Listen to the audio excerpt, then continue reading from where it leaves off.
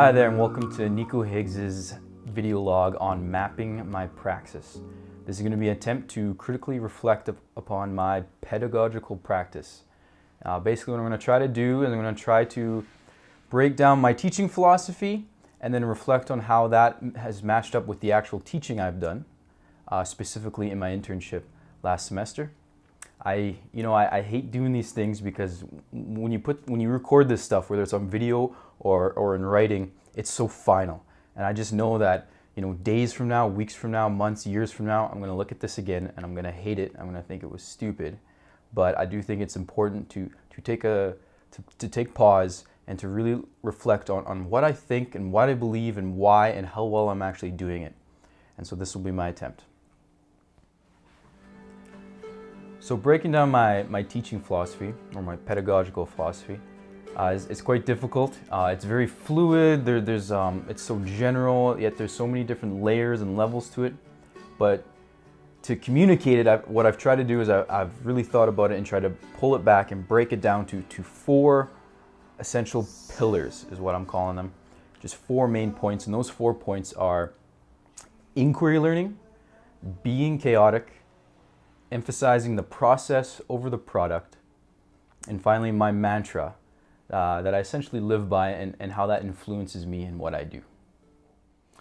So to me, inquiry learning is learning something that you want to learn about.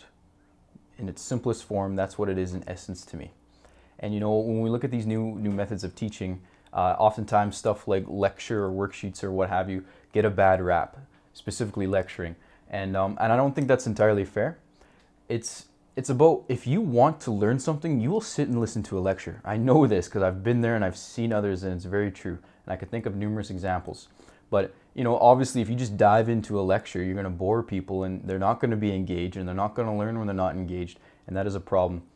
So there's a lot to inquiry, but ultimately it's when you want to learn something. And I come back to that because when I think about myself as a learner, anything I've learned that's really been meaningful and a value and that I've truly, really deeply learned has been something I essentially learned on my own. I got interested in it and wanted to learn it, and I seeked it out. I did projects on my own. I read things on my own. I looked for books. I went on Wikipedia. I looked up YouTube videos, looked up documentaries, Netflix, TED Talks, whatever. And not only did I want to learn it, I was also open to learning it. And so when things happened, I was open to having my mind changed and looking at what's going on. And to me, this is what inquiry is, and this is what real learning is. And this is in direct contrast to the rational teaching model. And fundamentally, that's how it has to be. And all those things we talk about under that rational teaching model, they all follow from this point. If you believe that kids are empty vessels that you can just pour information into, then those other things that they do, like desks and rows and standardized tests and lectures and structured lessons, all make sense following from that. But if you don't believe in that, like I don't, this is a huge shift, you believe in inquiry learning, then the rest of your practice takes a very different turn. Now, this emphasis on inquiry would just puts my teaching philosophy right into a student-centered model, and naturally it is. Now, one thing I want to add to this, though, is that oftentimes critics of inquiry-based learning or discovery learning will say that, oh, it's just, you're just letting the kids do whatever they want, and you're just throwing paint at the wall and seeing what happens. And it's not entirely like that. Anyone who's really engaged in this, studied it, done it, whether they've, as a teacher or as a student, experienced it, like truly experienced it, knows that there's a lot more thinking that goes on behind it. That yes, these lessons are certainly open, that they're oftentimes very student directed, and they can go, you don't know where they're going to go as a teacher all the time, but there is some higher level thinking that goes on behind them. There is some purpose behind them, whether you're aiming towards curricular goals or oftentimes you're trying to engage them in democracy, in being an active citizen. And when you do this with this type of inquiry learning, it's not just student-centered, but you enter into a more transformative type of education that can't happen under the rational model. You have to have this student-centered focus.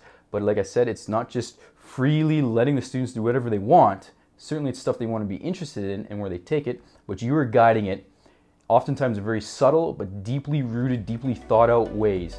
And that way it becomes a very transformative teaching style for your students. To me, when it becomes inquiry, it's engaging because it's interesting, and that's really what life is. Like John Dewey said, learning is living, and that's what it is. What you get up for in the morning, what you find interesting, what's advanced human civilization was humans looking around the world at all different times and all different places and all different ways, being curious about it, trying to better understand it, trying to figure out what to do, how to use it, how to better utilize it, whatever. Learning is living, and it's not something you can control. I can't control what anyone learns at any time and place. Only they can do that. But teachers, as I say, anything I learn on my own. It doesn't mean teachers are useless. They are the motivators. They present this other way. They present that disequilibrium, that crisis in you. But ultimately, it's the students that have to take ownership of the learning and take control of it. Learning is life. My next pillar is being chaotic. And what I mean by that is, to explain this, actually, I want to talk about Richard Feynman, famous American physicist. Maybe you're not aware of him. He's had many accomplishments, more than I could cover in this video. But what he's probably most known for is being a part of the Manhattan Project, the making of the atomic bomb, and that he won the Nobel Prize. But also, more so, he's highly regarded. Anything you find about him is about how he's this great teacher. He's this great orator. And in fact, he's been interviewed several times, and I've seeked it out because I want to know what makes this guy so good. What is it that he does? And in an interview with him, they're asking about, what makes you such a good teacher? What do you do? Or what does a good teacher have to do? And he's very candid, very open and honest, as he always is. And he says, I don't know.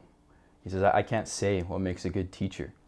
Although the one thing that he can say is that the students need to be motivated, they need to be engaged, they need to be hooked in. And that as a teacher, you need to be chaotic to find that hook that works for that student.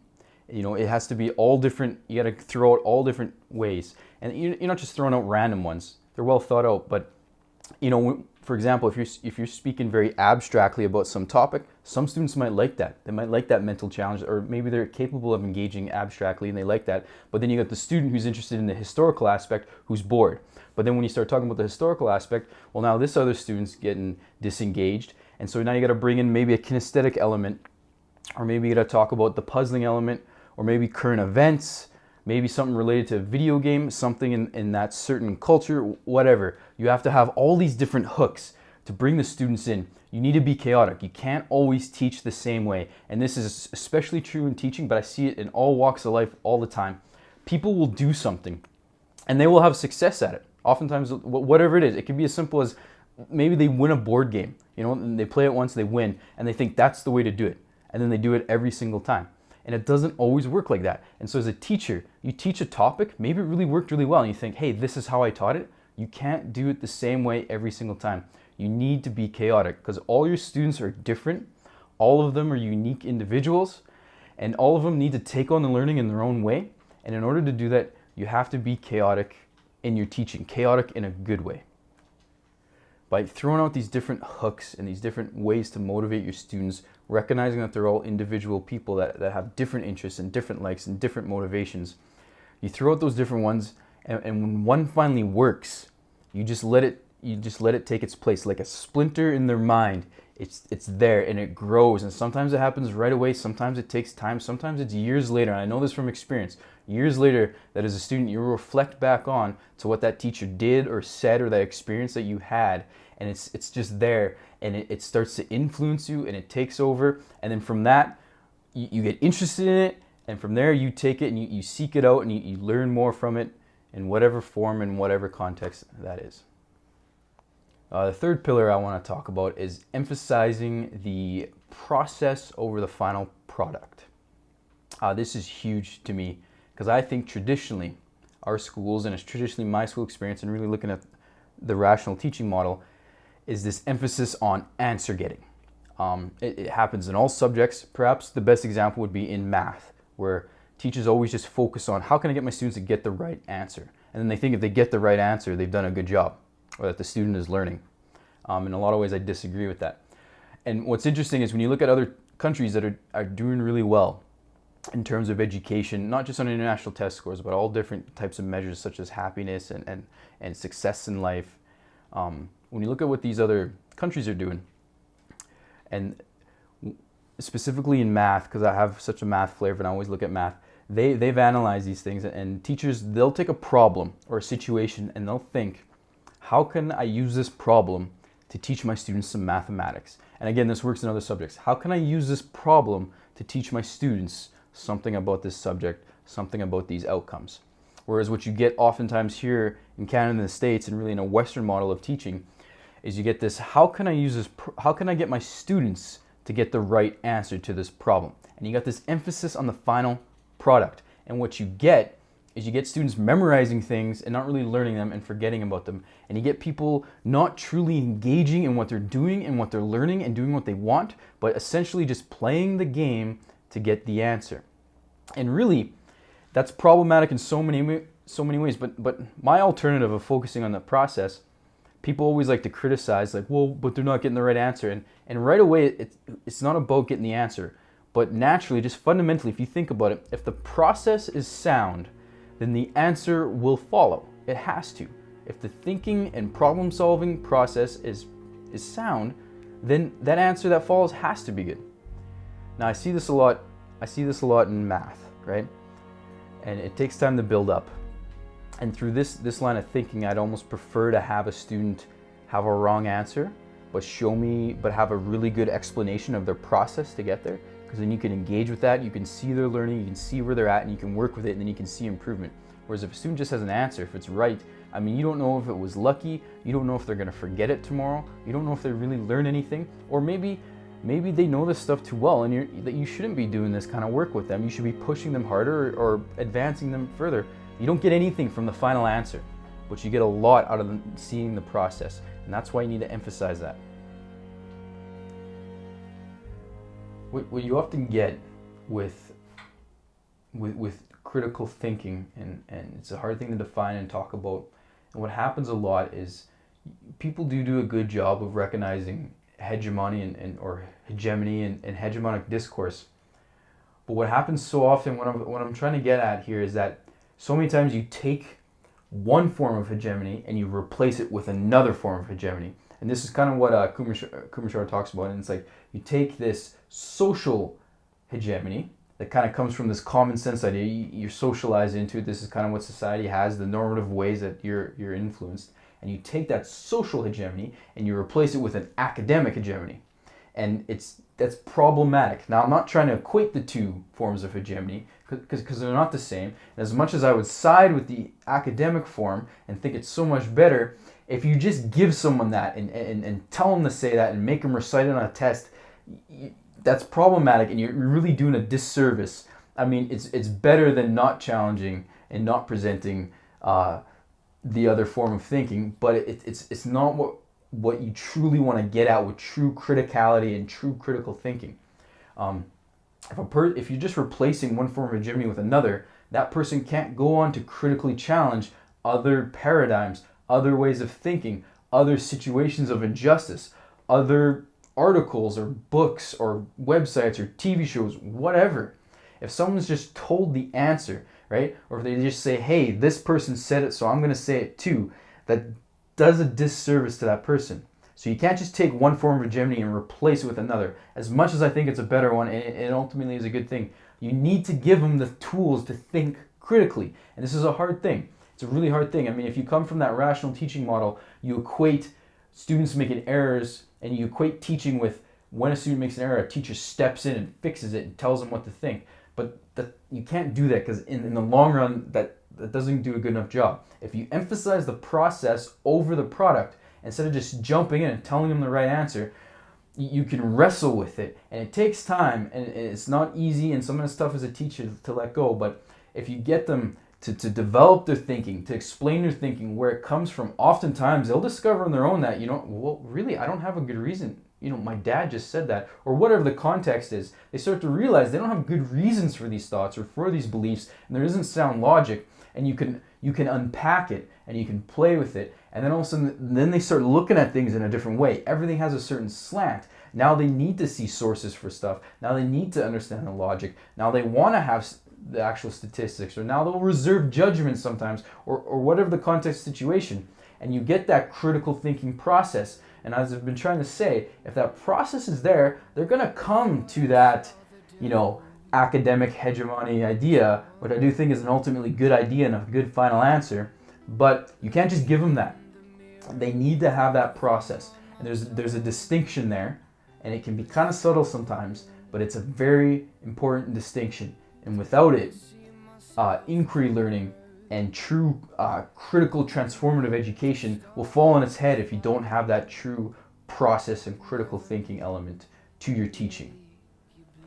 Now, I say this applies to all subjects, and when I'm looking specifically at what we're doing in this class, it's super important because I can't tell you how many people I've met who will say, you know, for example, they'll be champions of treaty education. They'll say, hey, yeah, we got to learn about treaties and give greater chances to First Nations, Inuit, Métis people. But then in the next conversation, or even in the next breath, they will criticize and discriminate against other marginalized groups of people. And it'll be a very, very similar story that's going on. And it's clear that they don't actually have the thinking process, but rather they just took some course, or they've just kind of caught on to what's becoming popular right now in the discourse, and they'll say, hey, yeah, treaty education, but then they'll turn around and start speaking in rhetoric of things like meritocracy, pulling yourself up by your bootstraps, that you need to work hard, an essentialist discourse, all these things.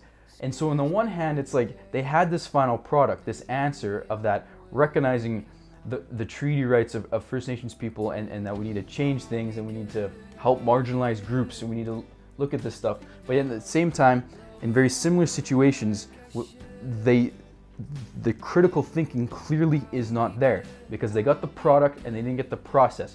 And if you give them the process, you give them that critical thinking, the ability to look at stuff and to find multiple viewpoints, to look at historical context, to understand why things are the way they are, how they got that way, to hold judgment and to really examine this thing, then they're going to come to a conclusion that is sound. You don't need to tell them to think a certain way. You just need to show them how to critically think. And again, if that process is there, the answer will fall. And I've had some people challenge me on this and say, well, what if you do show them that? And what if they come up with these things and they come up with a different answer than you want? And first off, you got to recognize that not everyone thinks the same way. There's multiple viewpoints in all different contexts. But honestly, if the process is sound and they've come to a different conclusion than you, then maybe you need to re-examine your conclusion, right? Or perhaps the process isn't as sound as you thought. But ultimately, students won't be prepared for other questions in life, other challenges that are coming, ones that we know of, but ones that we certainly don't know of, if you don't give them a good critical thinking process. If we just give them these final answers that they can sit on a test and say just the most obvious blanket statements about helping out, you know, marginalized groups, First Nations, Inuit, Métis people, treaty education, rights. But if they don't actually come to those conclusions on their own from a sound thinking process, you're doing a disservice to them and the rest of society. We need to emphasize the process over the product. And if you do that, that product will come without question. So the last pillar that influences my teaching philosophy in my life really is this mantra of mine. It's not, I didn't create it, I heard it, but it explained things so well. And since I heard it a few years ago, I've been clinging on to it ever since. And it goes like this: err and err and err again, but less and less and less. And essentially what that means is it recognizes so many things. It recognizes being a lifelong learner, that you don't know it all. You don't just reach a point and say, I'm there, I've made it. It's not like that. It's a continuous process, and you're still going to make mistakes. So in our context, I'm still going to address a group of people as guys and totally, miss the whole patriarchal normativity that comes along with that. However, the idea is that those errors will become less and less and less as I'm more cognizant about it, as I learn more about it, and as I take more efforts to not do those types of things. But yet it's always going to creep up in some way, because at the end of the day, you're human. And this comes in education, and it comes in life in so many forms. And I would say the most noticeable way is a simple fact that I am consistently reminded of my own fallibility, like every day. Like it's even and sometimes it's simple ways, subtle ways, sometimes it's bigger ways, but it's always there, and it's never gonna go away. So for example, just even today, this morning, getting out of my car, I slipped on the ice and totally wiped out. And I'm looking around hoping no one sees me, right? And this happens. This happens all the time. I can only imagine it's got to happen to some other prominent people. But of course you don't see that or they don't share it. But everyone makes these small mistakes. And sometimes it's small, but sometimes it's bigger. It can be me in a class and I put something out in a class discussion and I could totally overextend or totally be narrow-minded in what I'm arguing, or not acknowledge somebody else's opinion, or talk over someone else, or silence someone else, or dominate, whatever it is. These errors are going to come up all the time. But as long as I'm aware of them and cognizant of them, hopefully they will happen less and less and less. And that's the point of education. That's the point of lifelong learning, is you get better, but it's never done. It never ends. It keeps going. So these pillars of mine, and there's so much more to it, but I'm trying to keep being able to communicate my thoughts and to keep this video condensed. This is what I've broken it down to. And so this inquiry focus, being chaotic, to hook students in multiple ways all the time and to teach differently all the time, emphasizing the process over the product, and my mantra that I just finished explaining. All these things, I think, put my teaching philosophy in a very student-centered approach, but also very transformative at the same time. That's a constant balance, and again, it kind of goes with the mantra that, you know, I try to be transformative, and I'll admit, and as I'm going to admit when I talk about my own teaching experience, it's not always there, but the more I'm aware of it, the more I'm cognizant of, the more and more it is there. And so I think it goes back and forth between student-centered and transformative. And I really try to avoid the rational teaching model. I understand why it's there, and I look, you know, in everything. But so now let's talk about putting theory into practice and how well I've done with this. I have a lot of grand ideas when it comes to education and the way I want to teach, and I had this opportunity in my internship to try a lot of them out. I want to start off by talking about how I didn't do so well with this and my struggles with it, most notably in the math class I was in. The math class, I spent time with two different teachers, one of which was a math teacher, very traditional, very old school, and to be perfectly honest, I played the game. I'm not in a position of power as an intern. I wasn't in a position to take a fight. Ultimately, I recognize that in this situation, when I leave, I want to have a good recommendation. I want to have someone recognize that I did a good job in my internship, and so I played the game, as bad as it is to say. Oftentimes I did lessons that were straight up in that rational teaching model that went against a lot of things that I believed in, because this teacher, just from the way they would talk, you could tell that they wanted a certain thing, they expected a certain thing, they expected me to do certain objectives in a certain time frame, and if I didn't, that was going to be a problem, and so I had to execute to what they expected, and I certainly did do that, and I played the game. Now I did push back. As much as I could, I tried to include lessons that were more open-ended and questions, and there's a lot of ways you can do that in math that a lot of people don't know about, and that's a huge motivation for me because I'm trying to push those things. And so I did get some of that. And at times the teacher was like, oh yeah, that kind of worked. And other times they're like, hey, you spent the whole class only covering one thing.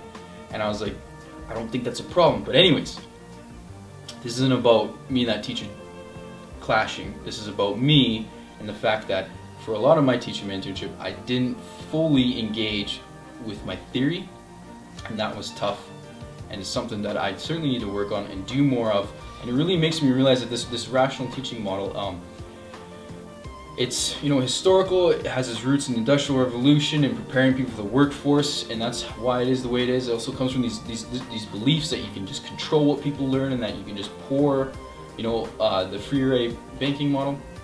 But also, I think it's very easy. I think it's a very easy model thing, right? It's easy to measure, you can quantify it, you got standardized test scores, boom, there it is. You got students sitting in rows, they're handing stuff in, you can measure their learning with a number, you can chart it, you can send it out, you can then report to the principal, or principals, administrators, they can evaluate you as a teacher based on these things. So now your efforts are very measurable, and at the end of the day, everything has to be handed in, or else you get a 0, or you get late marks, and all this stuff. It's easy, right? And I don't mean that teaching easy, but relative to a more inquiry-based approach, student-centered approach, or critical transformative approach, it is very easy to do the rational teaching method. And there was times in my internship, like I was just keeping my head above the water, trying to survive. And it was like, hey, we're just gonna do this lesson because I don't have anything good enough prepared. And that was part of also why I wasn't able to fully engage with what I believe my teaching philosophy is. And through that, learned a lot of lessons about that, and seeked out other teachers and talked to them. Teachers that I knew thought a similar way, and I could open up to them, and they could tell me their experiences with how they've had to slowly build into becoming the teacher that they are. I mean, you don't leave the College of Ed, or you don't just walk into your internship being a superstar teacher. It takes time, and I certainly learned that in many ways, but certainly in this math class that I interned in. Now, the other part of my internship is I got to spend time in this class called Collective Voice. It's this integrated program. It runs for 2 full periods in the afternoon, so you get 2 hours a day, all year, and so it covers 4 courses essentially. It's both grade 9 English, it's a grade 9 course, it's both grade 9 Englishes, grade 9 Arts, and grade 9 Social Studies. And it's got a huge emphasis on creating a more democratic environment, a more student-centered environment, and doing work that's more real and engaging to the students, specifically in the form of doing a radio show for CFCR that actually airs. And this year, for the first time, they got to do a column for the Star Phoenix that actually gets printed in the Star Phoenix.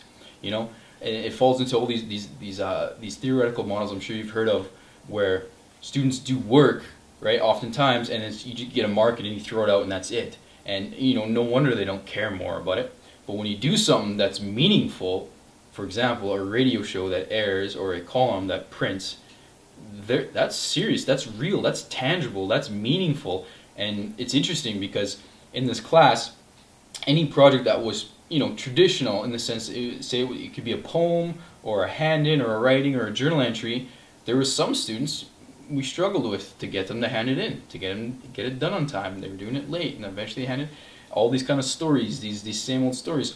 But there hasn't, I believe it's been going for about 4 years now, maybe I think this might be the 5th year, there's never been a radio show that's been late, ever. It's the first year with the columns, which is a huge undertaking, but there hasn't been a single late column. And which is interesting. I think it speaks straight to that theory that this is meaningful work, and these kids are into it, and they do it. They do it fully, for themselves, not for a mark, not for the teacher, for themselves and for their own learning, and it's powerful to see. In this course, got to do lots of stuff that was student-centered, that was engaging, that was out in the community, that was real. It was fantastic. It meant so much for my teaching. You could see the kids, the growth that they had, the comments they had, and really, I was thinking I should get some of them to come on this video to tell you about the learning that they do in that class, because they can explain it. You as a teacher don't need to sell what you're doing, what you're trying to do. These kids are learning, they know that they're learning, they're enjoying what they're learning, they want more of it, and they're becoming engaged citizens in so many ways, and it's fantastic.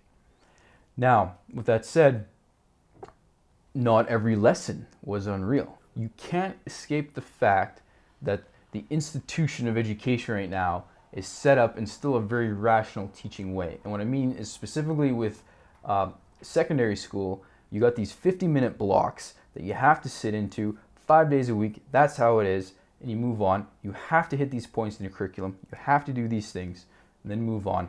You don't get freedom. It doesn't matter what it is. Like, for me, reading current events, reading news, if I come across a story I don't find interesting, I just leave it and move on. Students don't get that option. For me, I'm a math guy, but I don't love every single math question I've ever seen. I don't love every single math-related story that I ever see. If I come across a problem, I go, not for me. I leave it, move on. Students don't get that choice.